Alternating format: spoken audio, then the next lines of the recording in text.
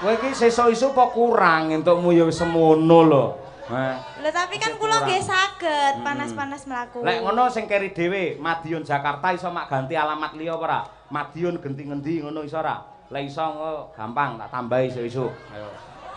Lek mau genah Madiun Jakarta janji rukun tetep merdeka. Lek kowe apa, Jan? Jogja. Oh. Madiun Jakarta. Ya liyane Jakarta. Liyane Jakarta. Heeh. Jogja. Ya lho dibocori lho Madiun Ponorogo lho. Ayo. Wah. Madiun Ponorogo janji rukun tetep santosa, gampang ngono kok ya. Yen ora nyontoh karo Pak Hari Wuryanto iki lho. Madiun Ciamis janji rukun tetep harmonis. Lho, tepuk tangan to Pak Hari Wur. Ya ngono kuwi. Kowe Madiun ngendi? Ayo, aja mong gudhe lho kowe. Mboten. Ngendi? Ya. Madiun. Guyangan. Ngendi? Madiun.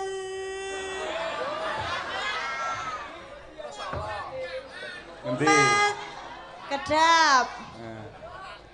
Madiun. Madiun Semarang janji rukun. Janji rukun semua senang loh. Oh iya. Loh, betul. Heeh, ning kowe mundak-mandek kok marahi ora. Madiun Semarang janji rukun semua jadi senang. Kurang apik kuwi. Napa? Madiun Semarang pengen rukun nanggap wayang. Lho, ngono kuwi. Ha iya, saiki ngene sampean bawa pangkur caping gunung, ya toh. Engko nggen langgame jenengan karo Pak Hariwur tak aturane mrene ning sampean bawa sik. Nggih. Mergo Pak Hariwur mesti anggere paring dawuh lumantar YouTube mesti ngersake ya kuwi caping gunung elingo dek zaman berjuang. Nggih. Sampeyan Pak Hariwur siap-siap nggih, Pak. Siap-siap ngopo? Mboten siap-siap mengki kan badhe anu to, badhe minggah ngoten lho. Oh iya. Mesti nembang. Teratap ya aku. Yo ben gayeng dijenglengke Umi Hafifah ya. Ya, Dek. Saben bengi nyawa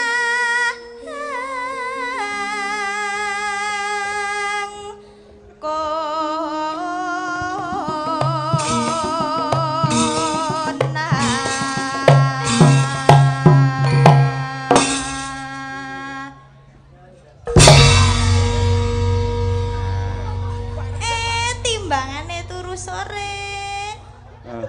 Wah, mak teratap aku. Iki bocah to iki, Pak. Wah, asem iki kaget aku le, tak kira penampakan nih. Wah, bocah iki ketok mripate tok ge ireng e cahe. Kaget aku ya. Ya le, ya wis, ndelok wayang ya le. Nggih.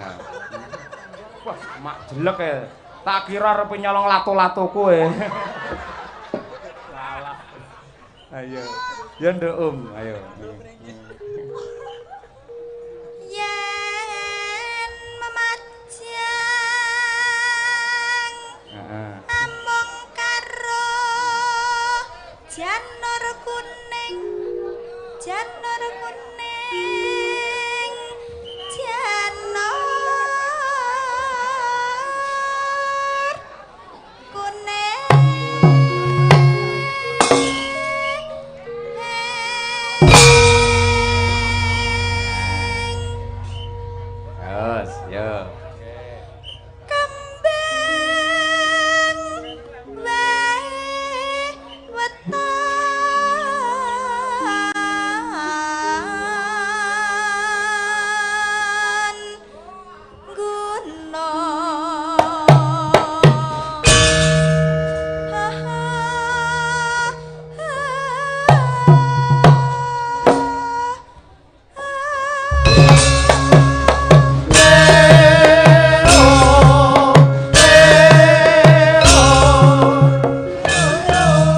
Bob sing dosa aku sing klera aku tak njaluk ngapura sik aku. Pokoke maaf 1000 maaf ya Mbak. Aku tenan aku ora sengaja ora jarak tenan. Aku njaluk ngapura aku sing dosa. Ora kok njur aku nyepelekne jenengan pawawan. Nanti malam saya ikut Pak Cahyo. Aku muni enggak to mo. Asline iya asline. Maaf ya Mbak ya. Wis aku kok hukum apa gelem. Lek perlu kok perkosa ora masalah. Tenan aku. Kowe maaf ya, maaf. Aduh ngene iki jan aku iso kaya ngono to. Ayo. Bukesi marai ngono lho, ora kudune lek bintang tamu sing ngurusi sampean. Aku malah kleru-kleru ngene lho. Nyuwun sewu Pak Dalang. Ngopo? Biasane kan sing ngurusi lek bintang tamu ki ya aku. Ning kok khusus Elisa kok sampean dhewe enek apa sih sebenarnya? Lah iya aku akhirnya terus lali ngene lho. Lah ya kuwi marai. Ayo wis ben pinarak sik mesake kuwi. Menggah-menggah sikan ayo jan ben ditutupne sik caping gununge sik. Ayo ben nata rasa dhisik karo nata pikir Mbak Elisa. Wis bar iki aku dipidono apa ae gelem. Ayo. Ya Om.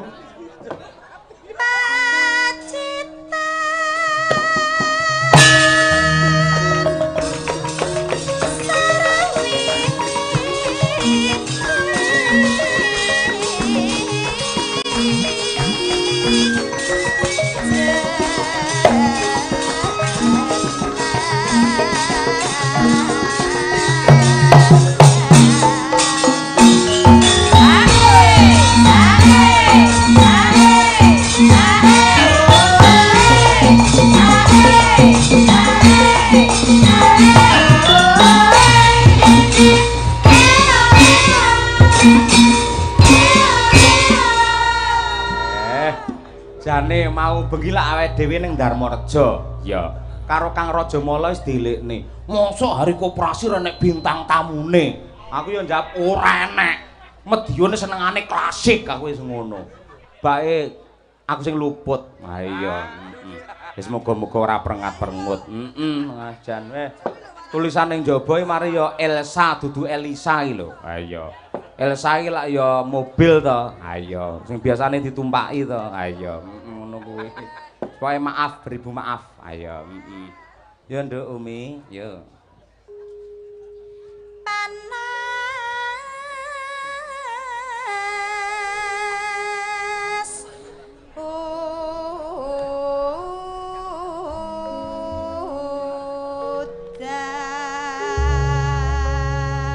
Oh, saka Mbak Lia, parian sih Mbak Lia. Monggo tentang Hari Koperasi boleh, tentang KUD Tani Jaya boleh, ngrenggo Piyai Sawan juga boleh. Bebas.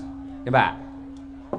Beli pepaya. Beli pepaya. Pepaya dicampur es. Kuwi rasane piye kuwi kok? Seger ta. Oh, seger iya, cocok karo hawane. Terus KUD Tani Jaya. Semoga tambah sukses. Kela. Allahumma amin. Lanjut. Ayo, iki mau sing arep mbanjeli Mbak Elisa ya iki. Mangkele Mbak Elisa mboten dugi wakile kula. Ayo. Kan Elisa dan kawan-kawan. Saya kan kawannya. Iya. DKKI dudu dan kawan-kawan ya Dik ngawut ae. Lah iya. Ngono. Ayo mosok Elisa dan ketek-ketek ora. Ayo Mbak Tuti, ayo. Jengking. Dalah.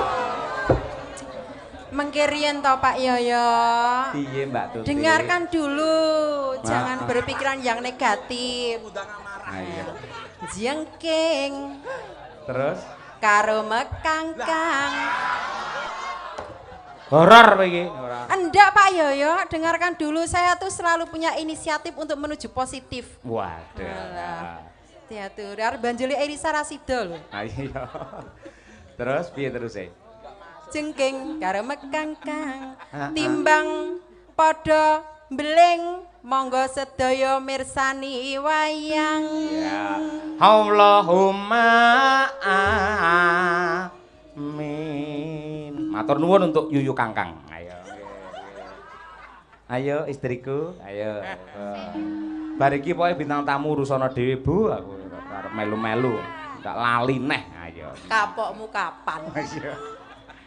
Ayo Bu, ayo. Ana jamur neng pinggir sumur, nderek Pak Hariwur Kabupaten Madiun semakin makmur. Allahumma amin. Sik melih ibu-ibu nggih Bu nggih. Allahumma amin. Sindene men meneng jenengan. 1 2 3. Kaya ngono kuwi, ngono lho. Ayo apik. Jane apa Mbak Elisa ra teko diwakili ibu-ibu wis dadi ya. Dadi guyon ora. Sip Bu, sip. Ayo. Terus Mbak Winong Nawangse, yo. Ya yo ya yo. Mbak Elisa. Mbak Elisa. Diwayuh Pak Cahyo. Hei.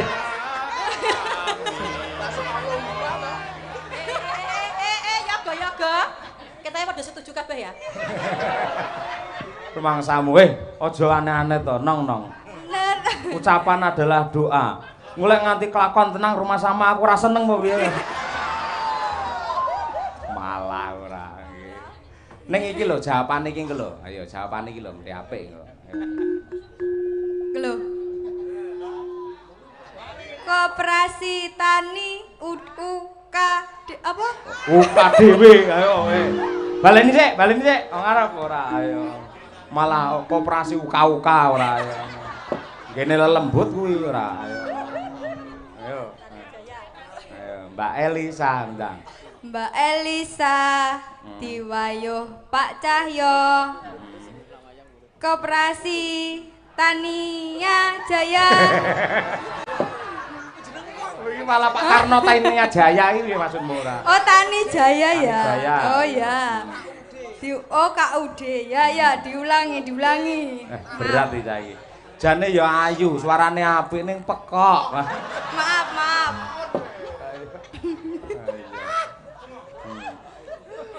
Tak baleni meneh Mbak Elisa.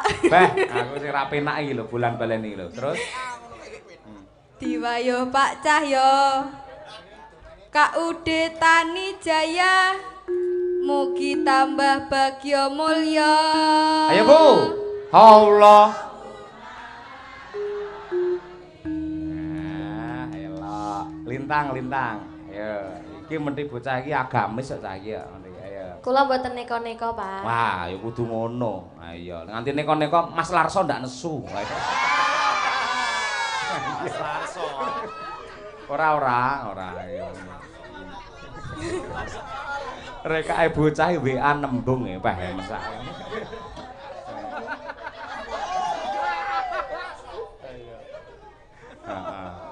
Ya, Tang.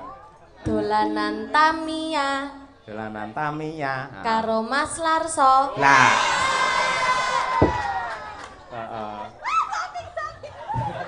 KUD Tani Jaya.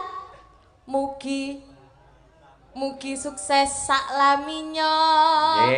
Yo, Allahumma amin. Top, nggih. Larso meni malingkang.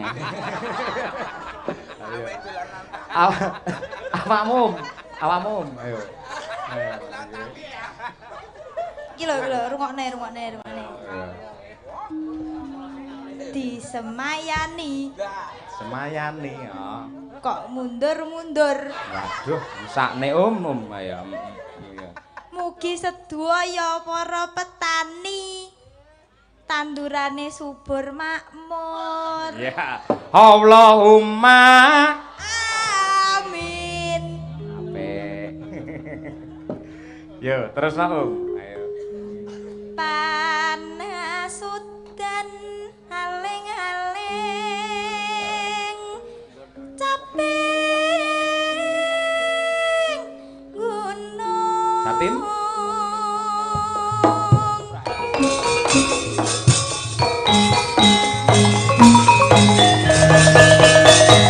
Hoi.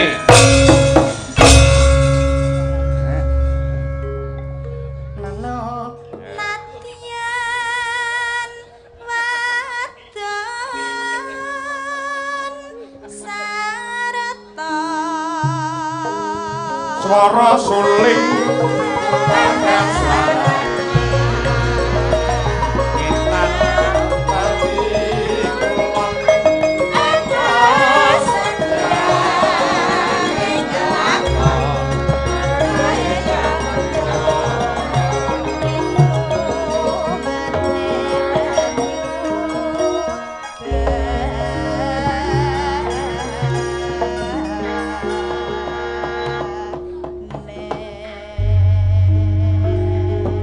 Nuwun sewu ingkang winantu ing pakurmatan pepundhen kula Bapak Hariwur.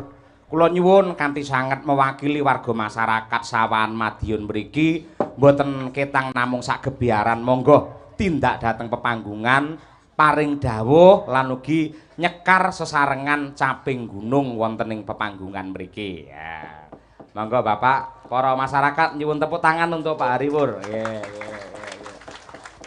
Monggo Pak Hariwur, monggo mriki kula entosi penontone wis ngenteni Pak Hariwur katuran mriki Pak Hariwur matur nuwun.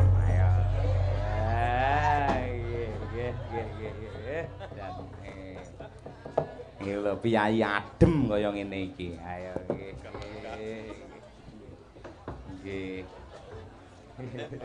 Sungkem kula, Pak. Nggih, sami-sami. Nggih. Monggo.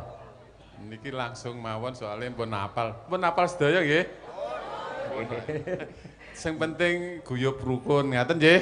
Nggih, amin. Nggih. Selamat ulang tahun Hari Koperasi yang ke-77, mudah-mudahan Koperasi maju, Indonesia emas. Amin ya rabbal alamin. Benjang ulang tahun Arta Kencana menika Oktober, lokasinipun wonten pundi rencana, Pak? Kosek to ana wong golek butuh kok ya diguyu lho. Dateng wilayah Kecamatan Wonoasri, Bang. Wonoasri nggih. Berarti wonten kantor pusat mriku wilayah mriku. Nggih, insyaallah. Nggih. Oktober nggih, Pak nggih. Nggih. Ah, aman. Tetap sehat selalu, amanah dan barokah Pak Hariwur. Nggih. Nggih. Caping gunung. Nana. Ya. Dek zaman berjuang njur kalingan anak lanang biyen tak openi saiki ana ngendi jarene wis menang katurutan sing digadhang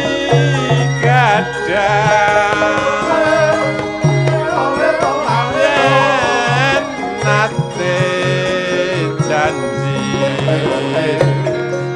saiki ana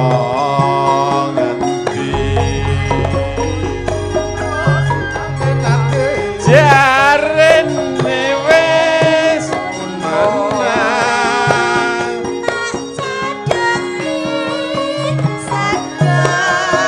jago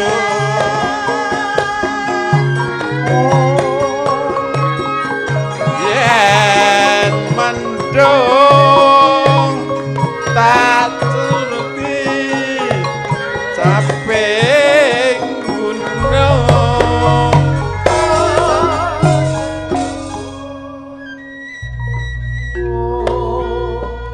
Pak Hariwur sing dipenggalih akeh.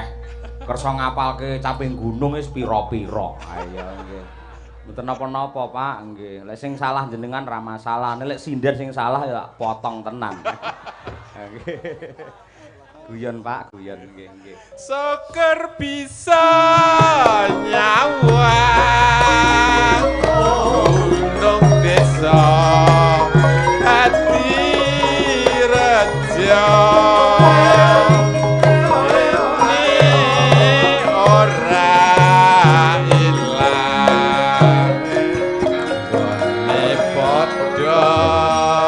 lara Nyuwun tepuk tangan yang meriah untuk Pak Hariwur. Luar biasa menyatu dengan budaya. Nggih. Nggih. Napa kok repot-repot, Pak? Matur suwun, Pak. Sembah nuwun, Pak Hariwur. Wes lemah teles. Nggih. Mugi-mugi tambah barokah dan cair-cair. Matur suwun. Mbah nuwun.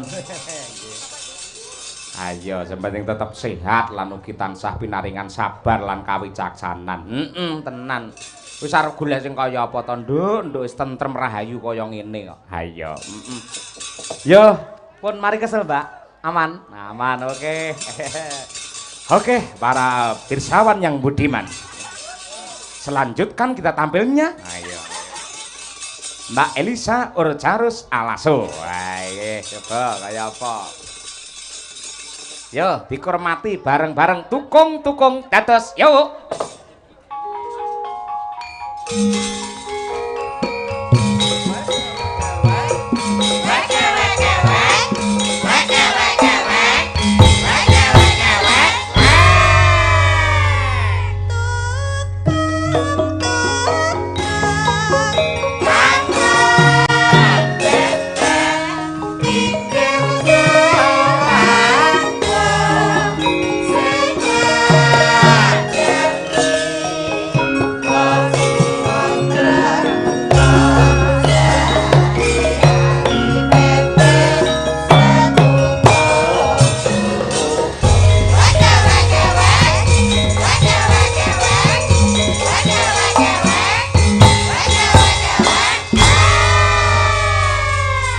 Alhamdulillah.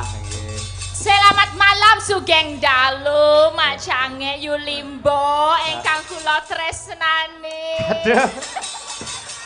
Jan mati kutu aku wisan ayo. Ndi kutune mbok tak jupuke kene. Aja. Nggih kukur-kukuran kok malah ora nggih. Bidalke ngayogja jam pinten king dalem?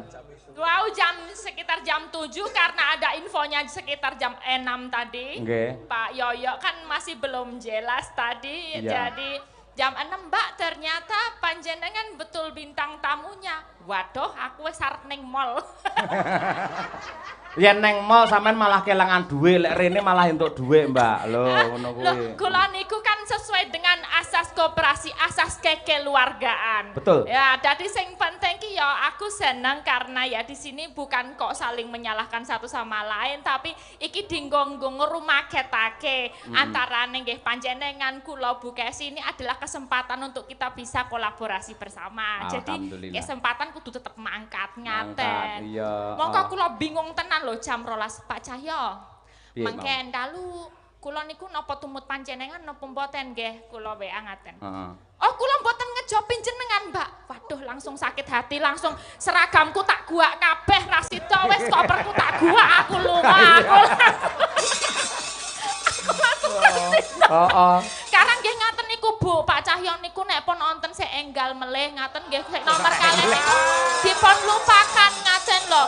Biasane ngaten nek nomor 1 ya kudu kelingan mergane sing pisanan ketemu ya kuwi. Terus nek nomor 2 ya pas lagi arep ngentukke wae piye carane ngono to nek sik nomor 2. Tapi nek wis entuk sing nomor 3 niku sik nomor 2 sik paling mesakake. Lah niku lho sing masalah. Mboten Mbak. Jenengan niku tetep yang baru dan yang terbaru. Ngoten niku. Masa sih? Nggih. Lah jare Silpi. Ora tetep sampean karo Bu Kesi. Wis komplit cara gamelan iki Bu Kesi iki slendro peloke sampean ngono lho. Wis komplit ngono kuwi. Ora arep ngarah liya-liyane. Ya. Sik Mbak, mau to? Akhire bar kuwi lak jenengan ra sida mangkat. Apan mau? Kula kan juga nanjihkan ke Bu Kesi. Bu Kesi, apa saya dijawab sama Pak Cahyo karena saya mencatat itu Januari, tulisannya Pak Cahyo wonten Madiun. Januari yang lalu. Yang lalu. Dadi wis job suwi banget. Dadi ana job mlebu 5. Kuwi tak tolak kabeh. Kula nderek Pak Cahyo. Kono njaluk job. Kula nderek Pak Cahyo ngapunten nggih. Kono njaluk job ngapunten kula nderek Pak Cahyo. Tekan kene Pak Cahyo. Kula nderek jenengan. Ndak modar aku langsung glundong aku. Wah ya ampun rasane kok ditampar aku. Lah ya mulane aku lek njaluk ngapura wis minta maaf to, Mbak. Delalah aku mau iki maca WA-ne sampean. Nalika WA aku tak lebokne WA-mu mau. Kuwi iki anu, aku iki pas tangi turu. Dadi antara sadar dan tidak iki kenapa ini Elisa iki kok ngomongne Januari, tak kira Januari tahun ngarep, aku tadi bingung. Kula niku kan kenilii sik riyen chatnya, Pak tolong dicek chat kita waktu Januari. Oh, chat saya sama kamu yang dulu-dulu udah saya hapus. Saya aku tabok ngono. Mbak sumpah. Hatiku geloro-loro sih. Mbak yakin ya, asline aku ora menghapus chatku karo chatmu. Tenane. Sing menghapus Bukesi lho, Mas.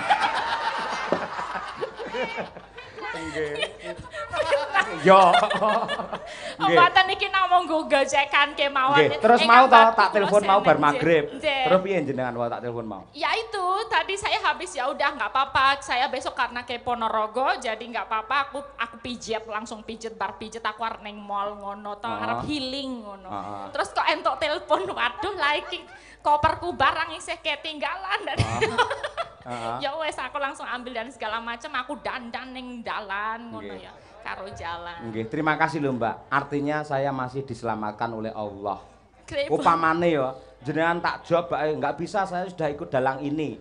Otomatis lah bengi iki renek bintang tamune. Itu adalah kesalahan besar di bidang manajemen saya. Karena Tuhan masih cinta terhadap saya, maka malam ini kita masih dipertemukan di sawan. Kula nggih mboten namung Tuhan sik tresno kalian panjenengan kula nggih tresno. Ya harus ngono nggih. Nggih Kang Baku niki saged sowan mriki wonten sawahan matur sembah nuwun lan luar biasa ini ulang tahun koperasi ingkang kaping 7 dosa 7. 77 kok 7 piye ora. 7 Nggih. Saiki belajar basa Jawa sing apik Mbak, ayo jajal sampean ngucapke selamat sukses kagem Tani Jaya. Ayo misal. Kagulon ngaturaken selamat sukses katur. Kaude Tani Jaya Jaya Jaya. Iki ayu-ayu koclok iki. Aku ketularan Dewi Persik. Ayo. Persik. Moga-moga nggih menika di sela-sela ada banyaknya media digital ya untuk kita punya e-commerce dan segala macam iso golek ono pay letter dan segala macam ini untuk petani teman-teman yang ada masyarakat desa isih mempertahankan koperasi unit desa lah kuwi poin plus mergane ngopo nek koperasi kuwi iso nyangkuyung satu sama lain mergane kuwi asase kekeluargaan. Dadi nek misale arep nyambut gawe indilalah modalnya kurang lah kuwi iso diewangi karo koperasi. Nek misale arep golek modal utawa golek alat utawa apa ubor rampil liyane dilalah ra ono duwite iso direwangi koperasi. Neng koperasi kuwi sakjane kan duweke anggota kuwi kabeh. Dadi sing ngewangi ya dari kita oleh kita untuk kita kuwi ya koperasi kuwi. Luar biasa. Tepuk tangan untuk Mbak Elisa. Cerdas tenan lho. Aku mbiyen mantan yo melu koperasi terus sing tak anteni mung siji. Apa? SHU. Iya. Oh, sisa hasil usaha. Heeh, padha aku ya ngono. Nggih, luar biasa untuk yang masih mempertahankan. Pokoknya dinggo membangkitkan perekonomian masyarakat desa secara bersama-sama nganggo koperasi. Nggih, sip, luar biasa. Alon-alon ya Mbak karo nembang. Nggih. Menika wonten Awala. Assalamualaikum warahmatullahi wabarakatuh. Waalaikumsalam Pak Cahyo.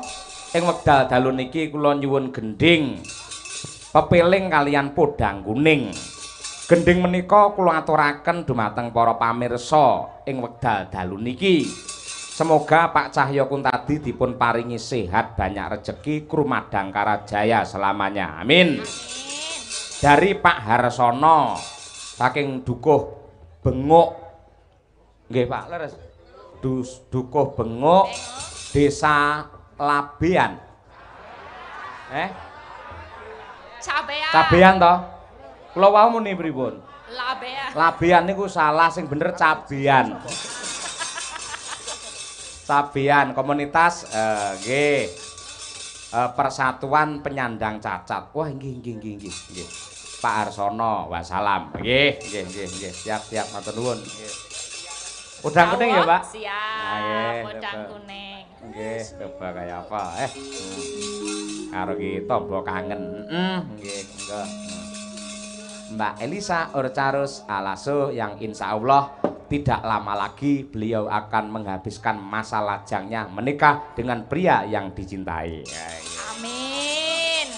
Pengestune, Pak. Sapa tuh? Pun duwe niku calon, Pak. Nggih. Ngaten niki lek butuh hiburan mawon nggih, gojek mawon nggih. Nan. Nadyan wujud temong peksi nano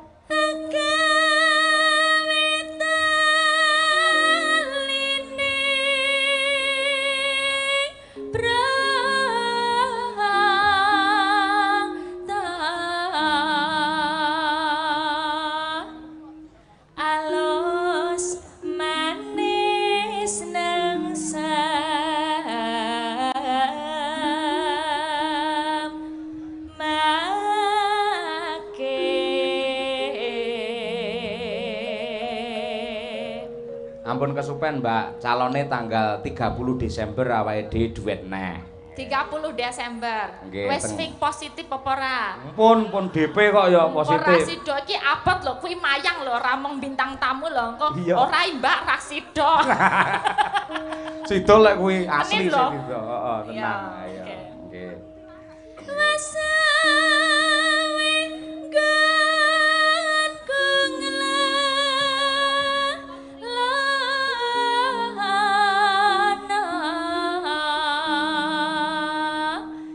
Lek isi podang jenar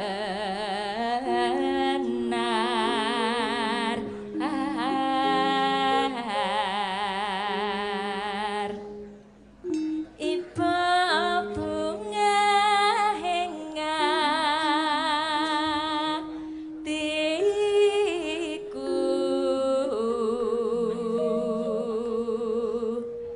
nyanding bisa dadi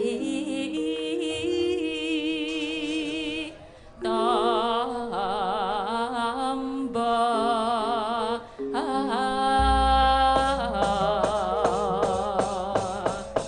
nggih dilanjutkan lagu Podang Kuning. Ini adalah doa terbaik untuk KUD Tanijaya. Podang adalah burung yang bisa terbang, kuning adalah emas. Semoga KUD Tanijaya bisa terbang tinggi menuju zaman keemasan bersama Pak Hariwur. Mbak Elisa, yo Podang Kuning dados. Esok awan ning omah wis ora rasa kaluyuran anggoleki sing tak sayang.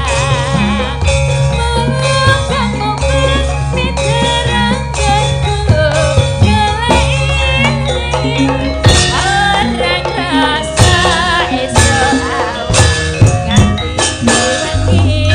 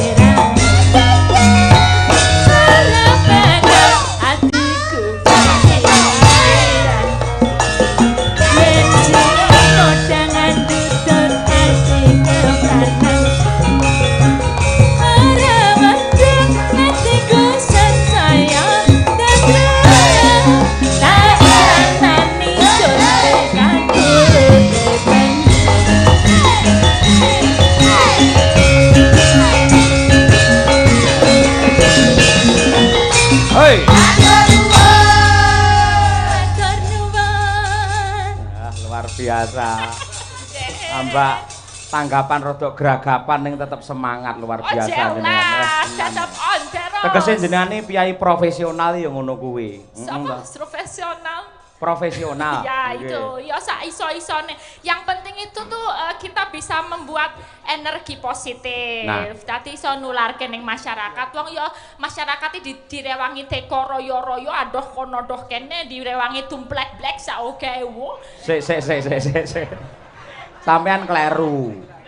Tumplek-blek. Iya, maksudnya sak katahe diang menika tumplek-blek kata sanget nggih. Lah niku kan mereka di sini untuk melihat nonton ya nonton tuntunan sak tontonane. Dadi ya sebaik mungkin apa sing dikarepke iso diberikan kan ngono. Luar biasa elok tenan. Jenengan enten pamundhut mboten biasane enten request. Oh, nderek sempet buka HP mengkeh nggih. Oke, siap. Lah ngoten niki jenengan ben dikancani karo Mbak Winong Nawangsih kalian Mbak Lintang Pambayun niki. Mbak Lintang nggih. Lah solen delok. Wis wangun lho LL ya. Ayo, biyen nembung umi ditolak. Winong tolak. Ayo. Lintang tolak. Sing genah gelem tutik so. Iki jamu kowe. Stok, gampang oleh-olehane. Ya berdiri nduk cah loro. Ayo, Winang. Saiki ben awake dhewe ya ben iso diarani dalang gaul ya to. Ngaturke lagu-lagu ala sekarang. Gitir Sumilir. Wah, iki apik lah iki genah ya. Coba kaya apa Winong Nawangsih sehat semangat ya, Nduk. Semangat, Pak. Semangat sekali. Mas yo bladek kuwi kudu di bladek. Kudu diatur biar carane iso turu ya nek awan nek mbengi soalé melek. Iya, melek, Mbak. Melek. Wih, maksudnya gitu Winong. Lintang juga. Ya, siap. Tadi malam ikut Pak Cahyo juga.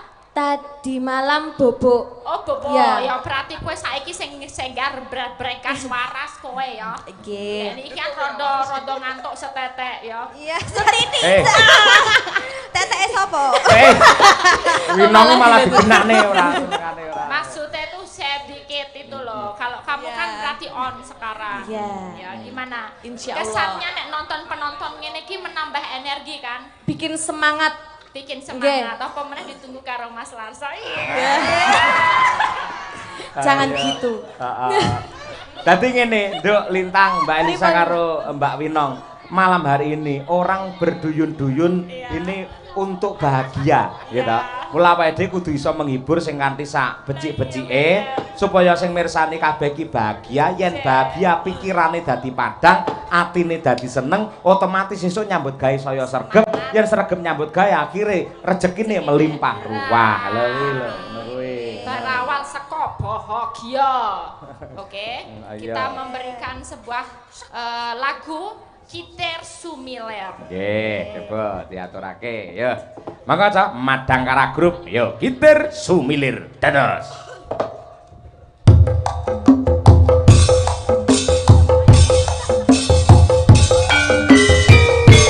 Hey, ho, hey.